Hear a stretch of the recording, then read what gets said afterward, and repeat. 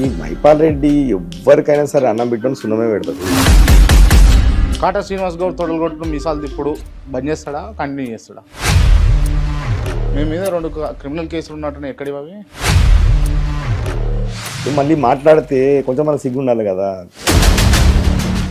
నేను చెప్తున్నా కదా, వెన్నుపోటు రాజకీయాలకు మారిపోయారు ఎవరంటే మైపాల్. మొన్న మీరు దేవాలయం దగ్గర పోయి ప్రమాణం చేస్తా తడిబట్టలతో అని పోయిండు కదా, ఆ దేవాలయం పేరేనా? నేను రావడానికి రెడీ అయినా మధ్యలో అడ్డంకాలు వచ్చినప్పటికి కూడా మీడియా ద్వారా దైవ సాక్షిగా అని చెప్పిన. నేను నాకు అన్యం పుణ్యం తెలియదని చెప్పిన. నిజాయితీ ఉంది కాబట్టి చెప్పిన కదా. ఇప్పుడు నాకు చెప్పారు మీరు, కాటా శ్రీనివాస్ గౌడ్ అన్యం పుణ్యం పాపం ఎరుగని పసిపిల్లోడా.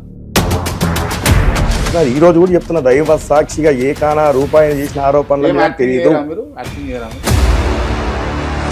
అట్లాంటి లంగ పనులు దొంగ పనులు అట్లాంటి తిన్నోడికి భయం ఉంటుంది, ఇట్లా ఉంటారు. కానీ గుడి మీదకి కూడా పోడు కదా. గుడి మైపాల్ రెడ్డి మీ పార్టీ కదా, ఎందుకు అంతగానో చిరుబొర్ర ఆడుతుంది మీరు?